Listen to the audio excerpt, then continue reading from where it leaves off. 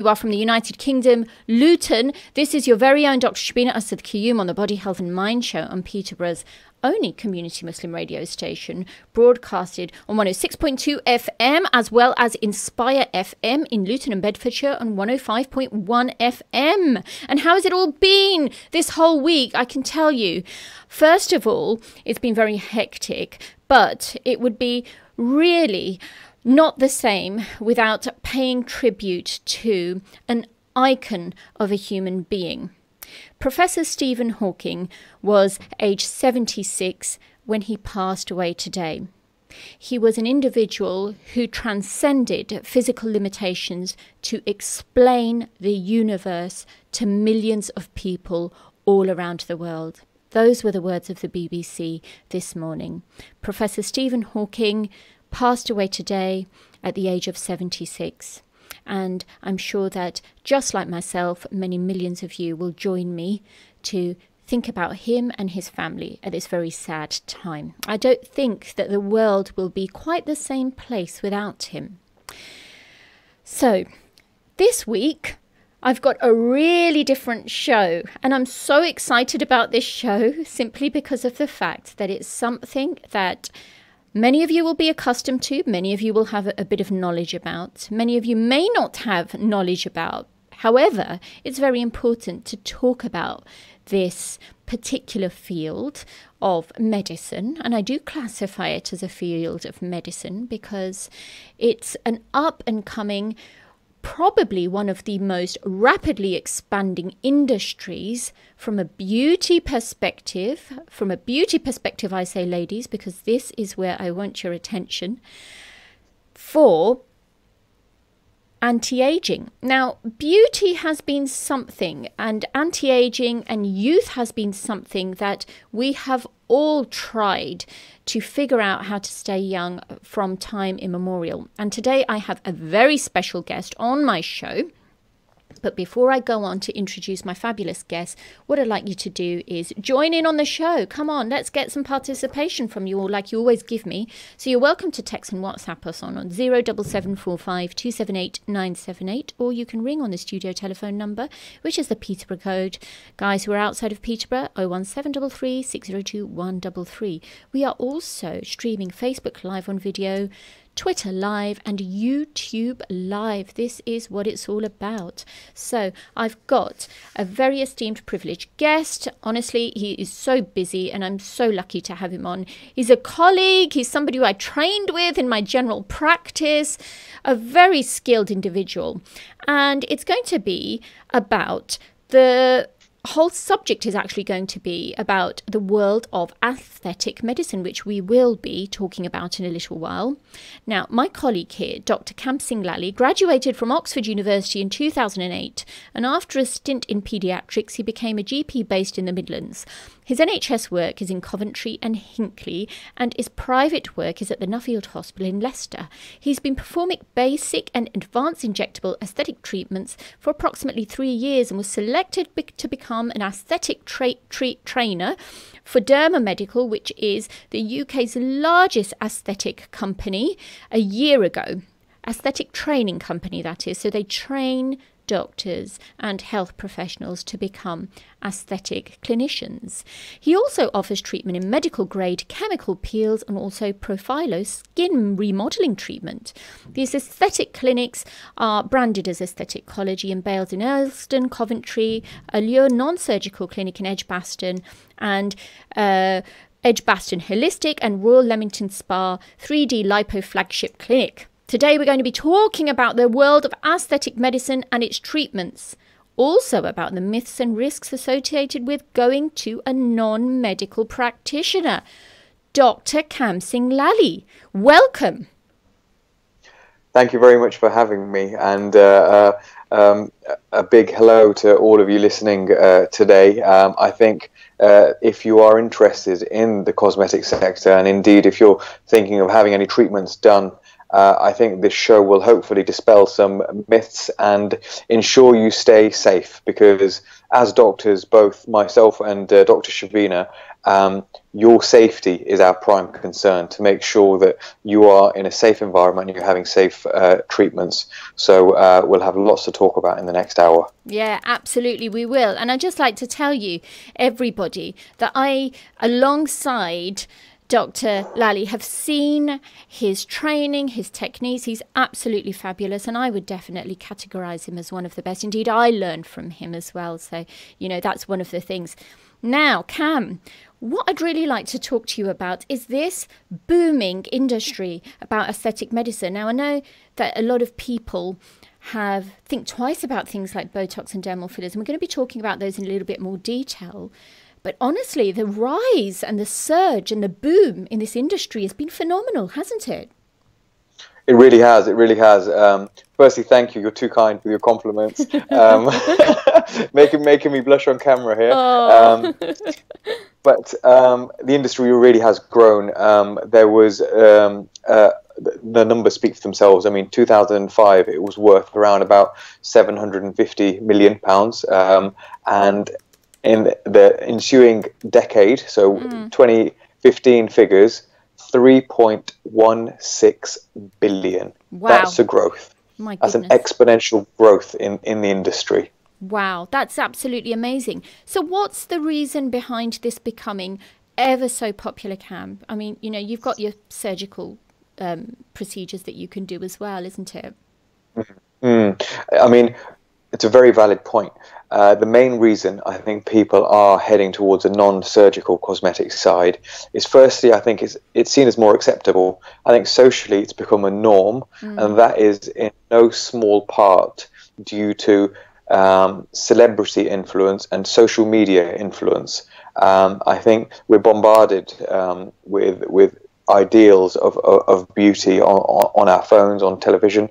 So I think it's become part of our psyche now, certain visions of beauty and certain looks. So as well as that, I think it's a more affordable option than surgery. People are quite intimidated by the cost associated with surgery, and we're talking, instead of thousands here, we're talking more in the hundreds. So again, people see that as more accessible. And then the downtime. There is little to no downtime in these treatments that we do now. You can walk in at lunchtime, have your treatment, go back to work. I mean, you know, that's unheard of. You can walk in with your old nose, walk out with a new nose, right, through with non-surgical rhinoplasty, and, you know, you're back in the office. Who would have thought that? Compared to the traditional method of you know, a rhinoplasty, which involves a lot of downtime, a lot of swelling, a lot of bruising, time off work, very painful. You know, these procedures are relatively painless. I mean, during the actual procedure, you feel the needle, but we use numbing creams, and a lot of the products have an anesthetic in them, which makes it quite tolerable. So, you know, a combination of all of these factors have made this sector boom. Yes, that's right. And taking you back to the fact that, you know, that a lot of these are lunchtime procedures, is becoming very famous for that. Indeed, I went on Instagram a while ago and saw some of the noses that you had done, and I was literally, my eyes were going to pop out of my head, because you had transformed these people's noses. And I was looking at it and thinking, wow, that is amazing. And you're absolutely, it was really good work, like without a shadow of a doubt, just looking at it and thinking, my goodness, that is really, that is amazing. And just to say, in terms of surgery as well, because my first experience in theatre as a medical student was during a rhinoplasty. And in those days, they used hammers and chisels. Yes. And I can remember very, very, very well observing this, what I would say and classify as very traumatic, bashing of the nose with that little hammer. And then I don't remember anything because I passed out in theatre. Wow. It's my very, very first experience of it. And obviously it costs thousands and thousands of pounds. That's the thing.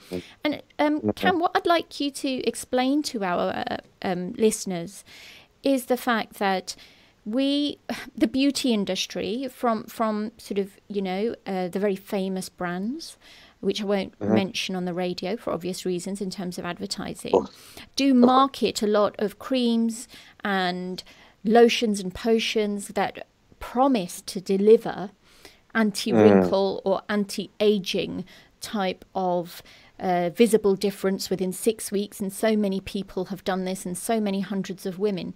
It's never going to be the same as the effects that things like anti-wrinkle injections, for example, Botox, etc., can have. Would you like to explain to our listeners a little bit about, first of all, what Botox is and what it does, and obviously the comparisons between the money that can be spent on anti-aging products in terms of creams and obviously the investment? It's quite comparable, isn't it?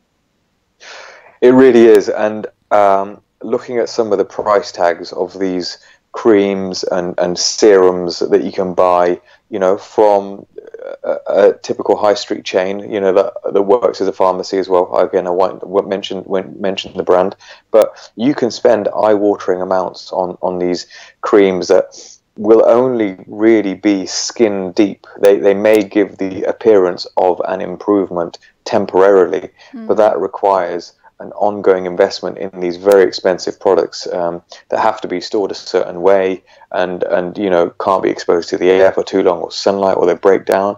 I mean, it's quite a lot of cost involved.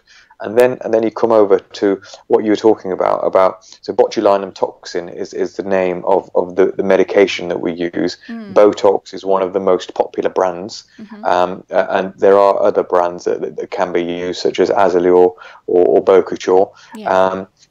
And it's fundamentally a different product. So if you actually Google botulinum toxin, you may find that you're reading some scary bits of information, actually, because it is a toxin first and foremost, and it's made by a bacteria that is found, you know, in your garden, in the soil. So it's a very prevalent bacteria. But obviously the way we use it, the formulation is purified in a lab, and it's basically stabilized. And the way it works is fundamentally different in that it prevents the underlying muscle from contracting. So if you think about how wrinkles are formed by us making expressions. Okay, so this is where the concept of having dynamic lines comes into it. So if anybody's watching online, if I raise my eyebrows, you can see me forming these lines in my forehead, and if I do my angry face, that's the frown lines there. Okay, so these lines happen when I activate these muscles, and they're called dynamic lines. Over time, when you're repeatedly doing these expressions, we're talking over years, these lines become set. They become set furrows in your skin, and that's when they become static lines. Static basically means that they are present even at rest. They won't be as deep, but they are still there when at rest. So the way the botulinum toxin works is it will stop the underlying muscle from moving, and people often worry, will it paralyze the muscle? You know, will there be no movement at all? So paralyze is a strong word, and often, again, people are worried about it. It will temporarily freeze the muscle. The muscle movement eventually comes back after about 3 to 4 months. And the level of freezing you want, that's what you discuss with your practitioner, and they can vary the dose they use according to what sort of look that you're after. Okay, and this is really interesting, because this is where we come to this point. A lot of people, there are lots of myths that go around about cosmetic medicine and obviously aesthetic procedures, the non-invasive ones. We're talking about Botox at the moment, and a lot of people think that having these changes are irreversible, but that's not the case with Botox, is it? Or, sorry, anti-wrinkle injections. Not at all, not at all. The way it works is the blockage of the receptors that the botulinum toxin does is temporary, because our body evolves. Okay, so what happens is the body produces more receptors that then make the muscle contract again. Without going into the deep science of it, that's how it works in a nutshell. And the average duration of action is about 3 months. Some people, it may start wearing off around 2 months. Some people can go as long as 6, 8, 9 months and they'd realize that actually they haven't got much movement. So there's a lot of individual variation, but these treatments are fully reversible. There is no permanence to them. So I appreciate that's a double-edged sword for some people. You know, for most people, they'll be quite happy that, you know what, I've had this procedure, it'll last a certain amount of time, and then I'll go back to my baseline, and they've got comfort in that fact. Yeah. For other folk, obviously, they're spending money each time they have this treatment done, and therefore that needs to be taken into account, and they'd prefer that it was sort of a longer lasting procedure. But I think there's something quite comforting knowing that this is reversible, fully reversible. Yeah, I think that that's quite comforting as well. And the other thing is that if you essentially have what you call the equivalent of a miracle anti-wrinkle cream that you can have, like you say, in your lunchtime, and within, possibly in very experienced hands like yourself, in 15 minutes, go back to work and are able to stay wrinkle-free for 3 months. I think that's a pretty good bargain, you know, rather than wait 3 months for a cream to probably not work in the same way. Yeah, I mean, if you think about it that way, you're right. I mean, it's scales of economy. I think overall you end up saving with actually going for a non-surgical sort of step like botulinum toxin. You are saving. You know, it kicks in after about 3 to 5 days, and like I said, it lasts on average about 3 months. If you think about it, then actually you're getting quite a lot of bang for your buck, as you say.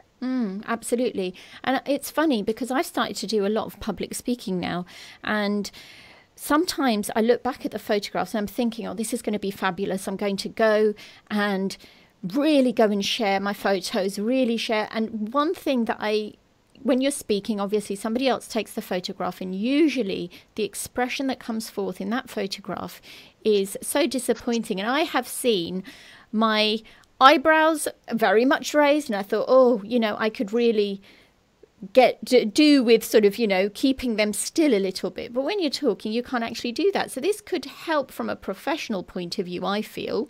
And for purposes of our listeners, for those of you who are listening, we've got a fabulous Dr. Kam Singh Lally, who's an aesthetic clinician, aesthetic doctor. He's also a trainer for the biggest training academy in the United Kingdom, known as Derma Medical. And I really want you to put forth your questions. I have a Mr. Baba Rafiq. I'm from Azad Kashmir. Appreciate your efforts. Thank you very much, Baba Rafiq. That's wonderful. Thank you for listening to our show. We're going to be talking about men as well later on. So text and WhatsApp us on 07745 278 978 or ring us on the studio telephone number 01733 602133. I do have some private inboxed messages coming through, which we will be dealing with later on. So, Kam, I've got fabulous Dr. Kam Singh Lally as well.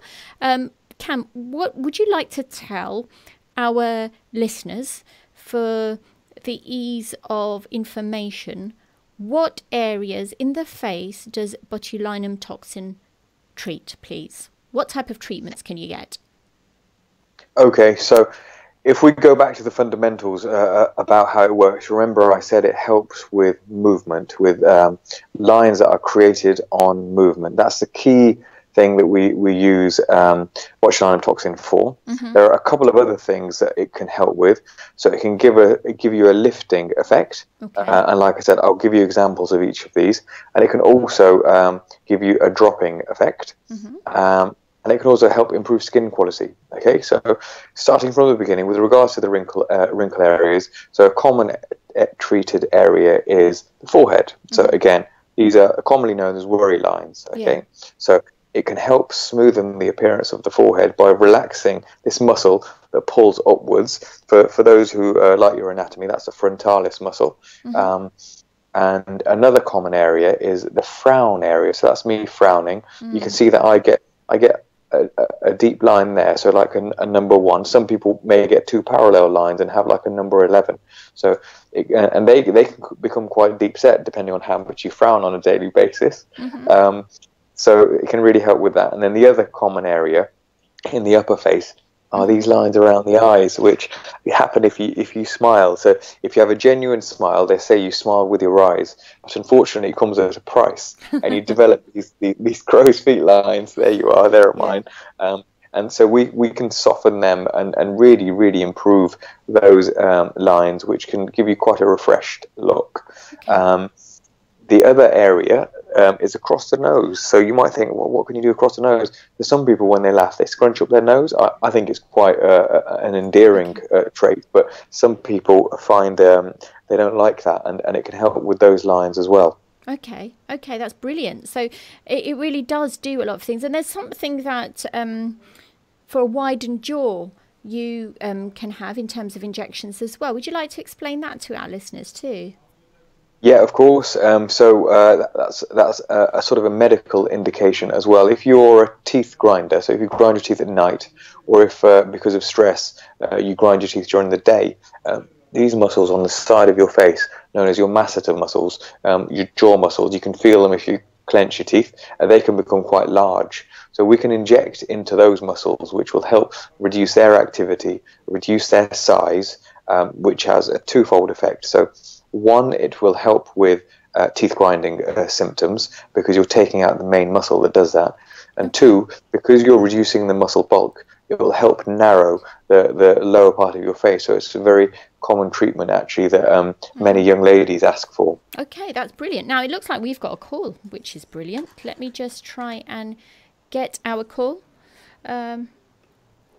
Okay, so we've got the first call. Hello, you're on Salaam Radio for Inspire FM and Salaam Radio Luton. Would you like to give your name, please? You are live on air.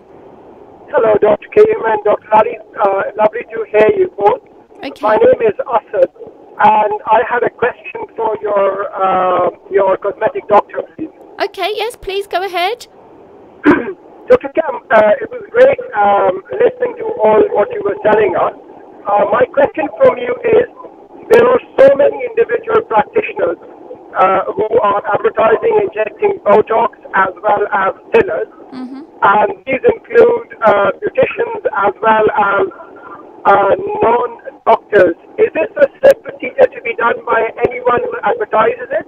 How would you advise your people to choose the best possible person? Okay, yep, that sounds very wonderful. That sounds like a really good question. So, Kam, the listener has asked, how would we go about choosing our practitioner? Because there are many people that are doing it without adequate training, and we've got to speak about the relevance of that, because it's all about the face, isn't it? Of course. Thank you very much for your call, Asad, and thank you for your question. It's very relevant, and it's very, very important. I mean, the industry, they've tried to regulate it better since the Keogh report in 2013. The government have unfortunately been dragging their feet with regards to firming up legislation to have statutory backing for certain grades and levels of training. And unfortunately, as things are, like you said, beauty therapists who have no knowledge of anatomy, underlying physiology, would, with all due respect to even the most highly qualified beauty therapists, would struggle to manage a complication. It's not safe really to go to a beauty therapist. They have introduced an educational accreditation known as a level 7 diploma in aesthetics, and beauty therapists who may have attained that will have almost a master's equivalent of training, so they'll be above the rest of their peers who may have done just a 1-day or a 2-day weekend course, and they'll be injecting into the face. But you've got to remember, compared to our dentist colleagues, our nursing colleagues, they will not have the experience of managing a crisis or managing what we call an adverse event. So if something goes wrong, and one of the worst things that can happen, especially using a filler, is potential blindness. I just want you to just take that in for a second. So you're having your cheeks done, for example, and there is a risk you could go permanently blind on that eye. This is for all in the name of beauty. So surely when the risks are that high and the stakes are that high, we're talking about your vision here, surely you would choose your practitioner wisely and ensure they're adequately qualified and their credentials are adequate to be able to, firstly, avoid the complication in the first place, and secondly, deal with it if it happens, because we are all human and mistakes can happen, but you need to be able to deal with it. That's sure. very, very kind. that's very kind of you. Thank you for giving that information. But I remember visiting my surgeon for some procedure a few years ago, and one of the things he said to me was that a good doctor is somebody who not only is aware of complications, who knows how to avoid it, and if he ends up in a difficult position, he can actually treat you adequately to reverse the complication or the adverse effect. Yeah. Do you think that a beautician with these kind of qualifications are adequately trained to deal with any complications? Okay, so what we're doing, we're approaching a break now, Asad. I have put your question on hold, and when we come back in the next 4 minutes, we'll be able to answer it. Do stay tuned to us. Is that all right? Thank you. All right, thank you very much. Thank you. Perfect. So, thank you. Thank you. So that was Mr. Asad, who was asking us about dermal fillers and complications with regards to beauticians doing these treatments. Dr. Lally, we will be back. We've got 10 seconds to the break. Don't go away, guys. This is a wonderful show. It's fascinating, in fact, and we will answer Mr. Asad's question. Join us after the break. You're listening to Salaam Radio, and it's now time for Isha Azan. Allahu Akbar, Allahu Akbar, Allahu Akbar,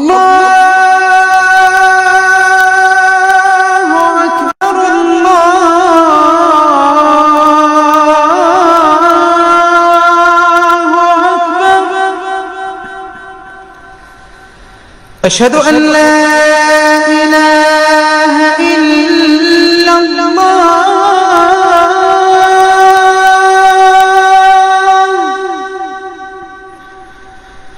أشهد أن لا إله إلا الله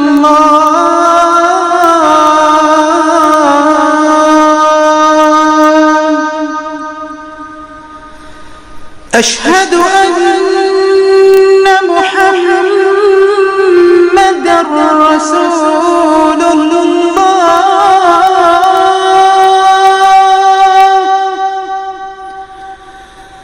أشهد أن محمدًا رسول الله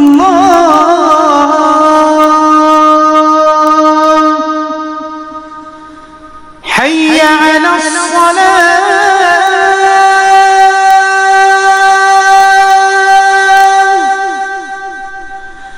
حي على الصلاة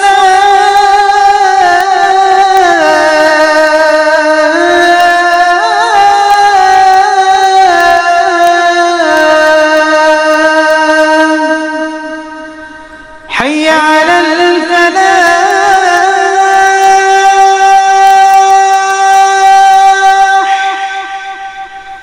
حي على الفلاح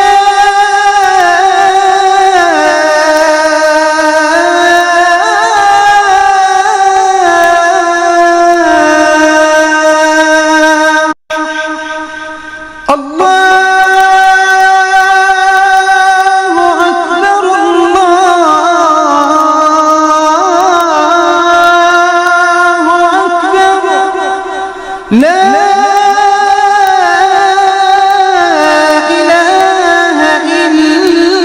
الله الله أكبر الله أكبر لا إله إلا الله اللهم صل على محمد وعلى آل محمد كما صليت على إبراهيم وعلى آل إبراهيم وبارك على محمد وعلى آل محمد كما باركت على إبراهيم وعلى آل إبراهيم في العالمين إنك حميد مجيد اللهم رب هذه الدعوة التامة والصلاة القائمة آت محمدا الوسيلة والفضيلة وابعثه مقاما محمودا الذي وعدته اللهم آتنا في الدنيا حسنة وفي الآخرة حسنة وقنا عذاب النار اللهم بك نحيا وبك نموت وإليك المصير رضينا بالله ربا وبالإسلام دينا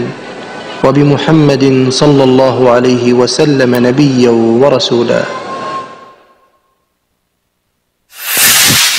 السلام عليكم ورحمة الله وبركاته وبسم الله. قال النبي صلى الله عليه وسلم خيركم من تعلم القرآن وعلمه. This is Salaam Radio, Peterborough's Muslim community radio, broadcasting on 106.2 FM and online.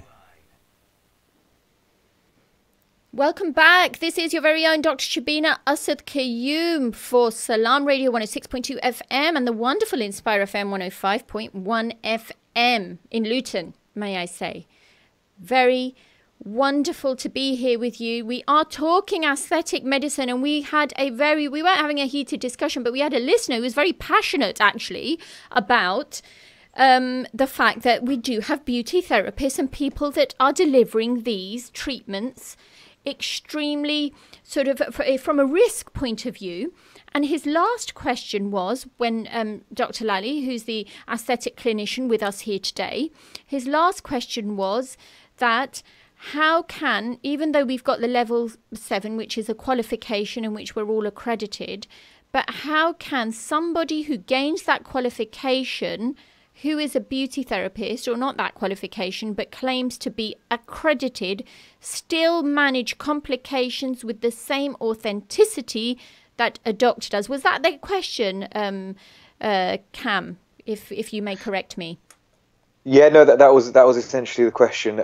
Basically, is how would they deal with a crisis, and are they trained, like doctors or nursing colleagues to deal with such a scenario? And unfortunately, they're not trained, and this is a key thing: is complications are not ideal. Nobody wants them to happen, but we always prepare for the worst. That's what sets us apart, is we can plan and have an emergency plan in place and know to act. Yeah. We wouldn't panic. And the other key difference is, as doctors, dentists and nurse prescribers, they can prescribe any medications that may be required. So, for example, if something has happened where a filler has been put into an artery, for example, and blocked off the blood supply to a certain area of the face, the tissue there is going to start dying. And what we normally prescribe is sort of a reversing agent called hyalase, which starts dissolving the filler that's been put in. You need to have to prescribe that. That is a prescription only medication. You can't just go to your pharmacy, run out and pick it up. It has to be prescribed. You need to be qualified to prescribe, okay? So that is a big difference. Also, things like infections, allergic reactions, all of these need to be you need to be prepared to deal with these situations, because this is life and these things can happen. And that is the difference between sort of a medically trained practitioner compared to a beauty therapist. They will never have dealt with this before. They will not know how to deal with it at the time. So you will unfortunately be sent to A&E. Yes. That's not an ideal way of dealing with an emergency that is time critical, especially if there's been a blockage of an artery or if there's any problems with sight. Time is absolutely critical. So you need somebody who can deal with it there and then. Absolutely. And I think what I'm sort of thinking about in the background as we're talking about this, Kam, is we're talking about dermal fillers, and we talk about a little bit about what dermal fillers can do and where they're used. But the time critical thing is something that is paramount. So, for example, you may have a beauty therapist or a beautician who says, okay, advertising, I can do lip fillers, I can make your lips look bigger, etc., or give cheek fillers. Some of them even say we can put a bit of filler into your frown lines, not knowing that there's a very important artery here that if you get a little bit of filler into it, you can become blind. And they won't essentially have those reversible medications to dissolve the filler because, as you said, it's prescribed. Therefore, it's time critical. And can you imagine the danger with going to someone who doesn't have the ability to prescribe these medications simply because of the fact they don't know their facial anatomy, and for somebody to have to go to A&E and lose that precious time because of the failings in terms of training of an individual that wants to deliver these treatments to earn a profit. That's how I see it anyway. Yeah, I mean, honestly, I can't stress enough that don't think about price, okay? The price is what will be your downfall if you do not look at the credentials of whoever is essentially sticking a needle into your face. We're not talking about your arm or your leg. You can still do a lot of damage by putting a needle incorrectly in your arm or your leg. Imagine your face. It's one of the most complicated parts of your anatomy, with so many nerves, arteries, veins, muscles, fat pads, glands, all lying in different layers. You know, how can somebody who does not know what layers these structures are in, indeed, they may not even know the structures are there in the first place, let alone to avoid them, how can they be safe? Absolutely. How can they be safe? And that's what you need to ask yourself. And the other thing that is really, really important is that doctors, nurses, dentists, we are regulated. Doctors by the GMC, nurses by the NMC, and dentists by the GDC. Okay, all of these regulatory bodies are there for your safety, for patient safety, to make sure that the practitioner is up to date with their training and is safe. Okay, and if they're struggling with any aspect of their training, that they have had the help they need to ensure they are safe. Beauty therapists do not have a regulatory body. You can understand why they don't have a regulatory body, because with all due respect, the worst that's going to happen with makeup is maybe a very superficial reaction, and it won't be used again. This sector of injectables, there is nobody to regulate beauty therapists. Again, just let that sink in, right? If something happens to you and it's caused by a beauty therapist, there is nobody to rein them in and see what their training was, see if they need further training. There is nobody to do that. It's like the Wild West there. They can just carry on and do it again. And in a very famous newspaper that I won't name, there are lots of stories about botched sort of lips, cheeks, and severe complications where beauty therapists have gone into the home of somebody, done a couple of minute job, filled their lips. Their sterile technique was questionable at the time. A clinic environment, or even if it's a home clinic that I know a lot of my colleagues work from, they are safe and they are at a standard that is passed safe by the CQC. And I just don't know why you do that when it is your face. Yeah, absolutely. I can't agree more, Cam. And I've just got a message through on my personal inbox by Nanette from Luton. I've been going to my beautician for lips for the last 2 years. She might not be medical, but her results are fantastic. How could you be so nasty about beauticians? Well, okay. Do you mind if I just respond to this first of all, Cam? Hi, Annette. Yeah, thank you very much for obviously your thoughts, and thank you very much for listening to the shows.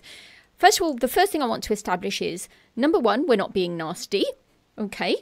Number two, we have not said to you for one moment that you have to go to a doctor or you have to go to a nurse. There's a difference between have and advice, and we are giving you the best possible advice.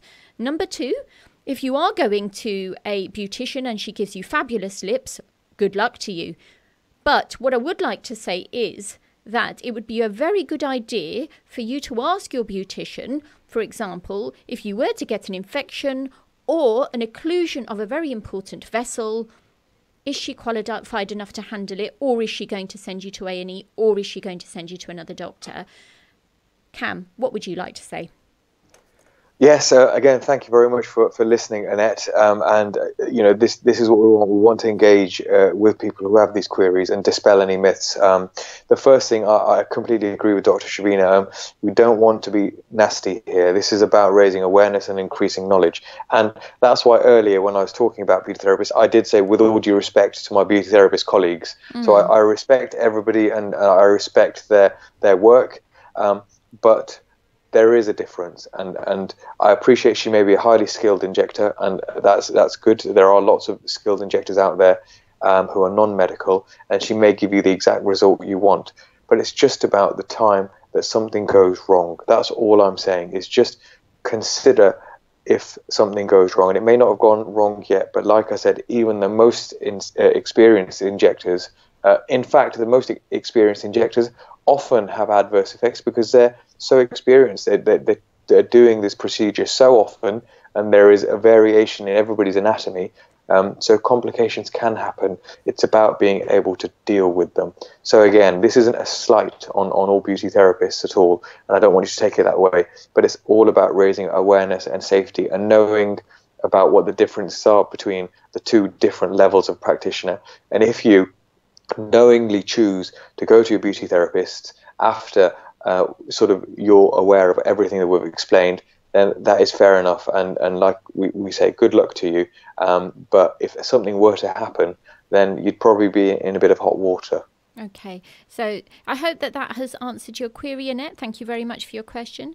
Annette further goes on to say she gives it at the best price possible. Well, that's fine. Obviously, you've heard it'd be good for you to look back on the radio show and to see where we have actually spoken with regards to price. It's a very affordable industry. Again, like Dr. Lally has said, that if you were to go back many years where there were only surgical ways, invasive ways of doing these procedures, there was a lot of, in terms of money spent. So if you do go to a doctor or a nurse to do this, a health professional, there's not much difference in price, so that's absolutely fine, and all due respect to you. I've got another comment over here.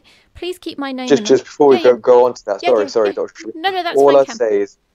All I'd say is just think about your car. Okay, think about one of your children having something wrong with the car, and there's either the mechanic that's got the qualifications and the experience, and then there's somebody who has got no qualifications, they've worked on a few cars, they've got no background in the automotive industry, and they've just opened a garage. Would you risk sending your son or daughter to get their car repaired to the person with less experience because he's £100 cheaper, knowing that they've got a 200-mile journey tomorrow on the motorway? Like, I don't think any parent would allow that. So if you wouldn't allow that with a mechanical, a vehicle, and you're going to put yourself or your anatomy at risk and possibly cause irreversible damage, I think it's just food for thought. If you wouldn't send your car there, how can you sort of effectively be going there yourself? So, sorry, carry on, Dr. Shabina. Yeah, no worries at all. So I've got another question. Please keep my name anonymous. I would just like to say I completely disagree with the other sister who's made a comment. I would go to nobody other than a qualified doctor. It doesn't matter. What I'm paying for is their expertise, their qualification, and their time. There is always a cost price involved in these products, but I don't care. I don't want anybody to risk my face, as I only have one. Well, there you go. I don't think we could have said it better ourselves. Do you think, Dr. Shabina? Absolutely. I think that this is spot on. And the fact of the matter is, when we talk about a lot of these procedures, the reason why we bring on a lot of these shows as well, Kam, is because we want to make the public aware of the safety around these procedures. And this is the absolute aim of the show. We're not here to bash anyone around. We are here to promote the safety of these procedures. And we're just going to dermal fillers now. We've spoken a little bit about Botox and their treatments. Would you like to tell the listeners about dermal fillers and what treatments we can do and the complications? Because we need to talk about them so that people know what complications we can suffer if you're in the hands of a person who doesn't know their anatomy, for example. Yes, of course. Okay, so dermal fillers, there are three general types of dermal filler. There are the permanent ones, there are semi-permanent ones, and then there are the reversible ones, or the sort of temporary fillers. So most of the time we talk about fillers, it involves the use of a temporary filler, which is made up of something called hyaluronic acid, or HA, which I'll refer to for short. HA is found in our skin, it's made by our skin, but as we age, less is produced. So these fillers are made with HA, and you have to know your anatomy when you're going to inject them, because they're not like the botulinum toxin, which is like a water. It's literally like water. When your practitioner injects it in the syringe, it will be something, the consistency and the color of water. Okay, whereas these fillers are like a gel. Okay, they are a thick gel, and depending on where you're having the filler, the thickness will vary. So all of these fillers, because they are a gel, they will not flow. So the worst case scenario would be that it goes into an artery. Okay, an artery is supplying blood to essential parts of the face. And we have quite a number of end arteries in the face. So these are basically, if you think of a tree and you think of the branches and the twigs, end arteries are like the twigs, okay? There's no other branches that come off them. So if filler is injected even into a medium-sized branch, okay, if it doesn't block off that branch directly, the blood is flowing at such a pressure, it will be pushed further down to the smaller branches or the twigs, okay? And there it will inevitably block it off, okay? So because it's an end artery, there is no other supply going to that area from any other arteries. Right. Okay. Therefore, that area will then start to die because it's starved of blood, which is carrying nutrition and oxygen to enable that part of the body to live. So it could be that artery that you were talking about in the forehead, known as a supratrochlear artery. And what happens is, the area will go pale, it will become very painful, and if you are adequately qualified, you will notice there is something wrong here, and I need to stop what I'm doing and try to reverse what I'm doing. The other thing that could happen potentially is it could go to a branch that supplies the back of the eye, and that would cause blindness. Okay, it would be immediate blindness, and even a well-trained medical dental nursing practitioner, we'd be pretty shaken up with that. We'd know what to do. Okay, but there is no guarantee that you could reperfuse that. Okay, so I think that we have got. All right. I received a call, so I've just cancelled that. Sorry about that. That's okay. So, what was I saying? Yes, the blindness. Okay, Yeah. So that is something that all of us fear. We'd know how to act and we'd know how to respond, but even then, extra help may be needed from secondary care. So that's the key thing about the difference between dermal fillers and botulinum toxin. I hope I explained that sort of to a level that was quite easily to sort of understand and conceptualize. Yeah, I think it was really actually well explained. So basically, we have to have knowledge of anatomy. Your practitioner or your clinician does have to have because one of the serious complaints are that complications could be that you block an artery or filler could enter an artery. And if that artery has no other supply where the blood could then circulate, you end up sort of killing the tissue and it could die, and that could cause a necrosis. That's it. I have a message over here by a brother Bilal who says, Dr. Lally, I am really enjoying this show, especially from a man's perspective. May I please ask you, do you undergo any cosmetic treatments yourself, and would you be able to give any to me and Dr. Shabina? Oh dear, that's very kind of you to call in, and thank you for your comments.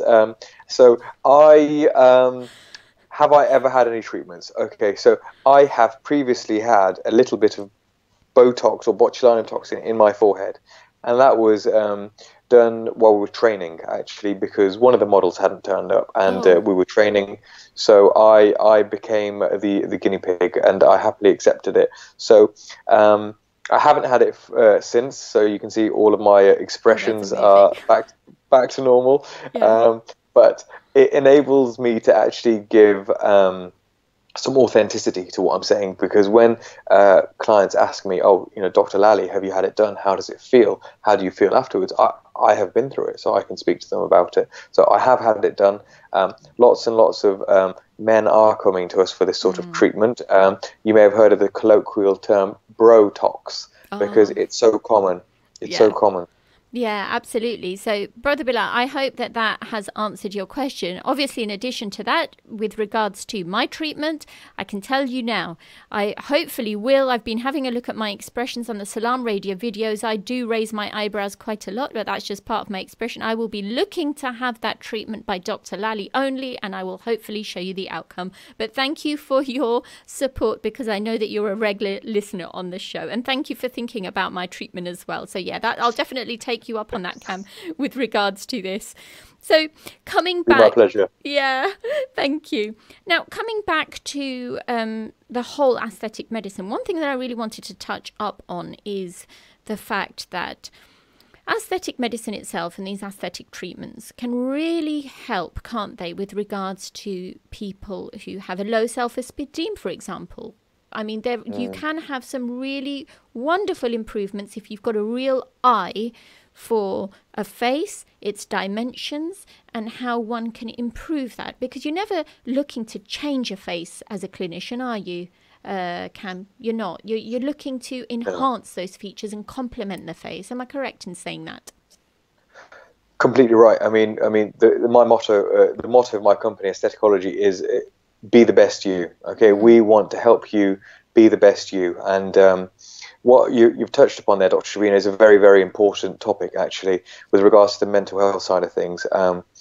As a doctor, as a clinical practitioner, I am trained to screen for any underlying potential disorders, because our industry does attract a lot of people who have underlying sort of problems with regards to their appearance, and they often need guidance, and they need referral to a colleague who can help them with regards to their mental health, and not basically be taken advantage of by somebody who's being unscrupulous and promise them, you know what, I'll make your depression better by putting this in your face. So it's very, very important that we differentiate between the two. And like I said, being medically trained, we're ideally placed to make that differentiation. So it's really important that we do that. And then on the flip side, so if you are generally well, but you've always been conscious about the family nose, for example, we mentioned that earlier, and with all due respect, in the Asian community, we've got some decent sized noses, haven't we? Yeah, absolutely. Are you looking at one right here? I'm looking at myself at the minute. So the old family bump. So little things like that, where people have been really conscious about taking pictures, and just been trying to avoid being caught on camera or anything like that, because they're so conscious about it. And a lot of the times it can affect them.